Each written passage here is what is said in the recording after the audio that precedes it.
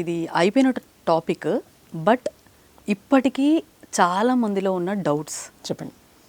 ఉదయ్ కిరణ్ గారు అంటే financial problem వల్లనే సూసైడ్ చేసుకున్నారు అన్న టాక్ ఒకటి వస్తే, ఇంకో టాక్ వచ్చేసి వాళ్ళ వైఫ్ వల్ల సూసైడ్ చేసుకున్నారని ఇంకో టాపిక్ వచ్చింది. ఇంకొక టాపిక్, ఇండస్ట్రీలో ఒక పెద్ద పర్సన్ సినిమా అవకాశాలు రాకుండా చేశాడు, అందుకని ఆ మెంటల్ టార్చర్ భరించలేక సూసైడ్ చేసుకున్నాడన్న ఈ 3 కారణాలు ఉన్నాయి సార్. అంటే మీరు పర్సనల్ లైఫ్ మీతో ఉదయ్ కిరణ్ గారు ఉండేవారు, హీరో ఉదయ్ కిరణ్ గారు. సో ఆయన గురించి ఏమన్నా సార్, అంటే మాకు తెలియంది ఏదన్నా? అంటే తెలియదంటూ ఏం లేదండి. ఇప్పుడు ఒక మనిషి వెళ్ళిపోయిన తర్వాత ఓపెన్ బుక్ అది. Yes sir, yes. ఒక మనిషి వెళ్ళిపోయిన తర్వాత ఖచ్చితంగా ఓపెన్ బుక్ అది. ఎంతోమంది ఎన్నో రకాలుగా రకరకాలుగా మాట్లాడుకుంటారు. సార్ అందులో నిజానిజాలు ఏమిటి అంటే, ఇప్పుడు నేను చెప్పచ్చు, బహుశా ఆ చెప్పింది బయట వాళ్ళ కొంతమంది నిజం కాదనుకుంటారు, కొంతమంది నిజం అనుకుంటారు. అంటే నాకు తెలిసినంత వరకు అయితే కనుక ఫినాన్షియల్ ప్రాబ్లం అయితే ఏం లేదండి తనకి. ఫినాన్షియల్ ప్రాబ్లం లేదు సార్. ఫినాన్షియల్ ప్రాబ్లం అయితే ఏం లేదు. బికాజ్ ఎందుకంటే కనుక వాళ్ళ అమ్మగారి గోల్డే చాలా వరకు. ఇంత ఇదిగా మాట్లాడారంటే ఫుడ్ కూడా లేదన్నాడు లేదు అసలు, ఇంత మాట్లాడారు. ఏ రోజు ఇప్పటికి వచ్చి నేను అలాగా చూడలేతాను నేను. ఓకే. బికాజ్ ఎందుకంటే నాకు ఎక్కువ అనుబంధం ఎలా అంటే కనుక, మా అమ్మాయి 2014 జాన్ 5th పుట్టింది. ఓ, ఆ రోజు నైటే అన్నయ్య. ఓకే. ఓ, ఒకటే డేట్ సార్. ఒకే రోజు, అదే ఒకే రోజు. సో నాకు మా అమ్మాయి అంటే అందుకని చాలా ఇష్టం నాకు. ఇంకా ఓకే.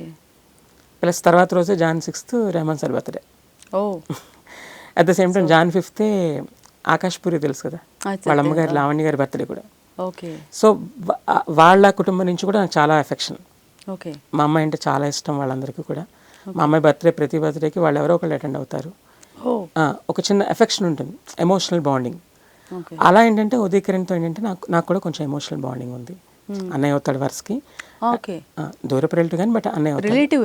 దూరపు రిలేటివ్ యాక్చువల్గా అన్నయ్య అవుతాడు.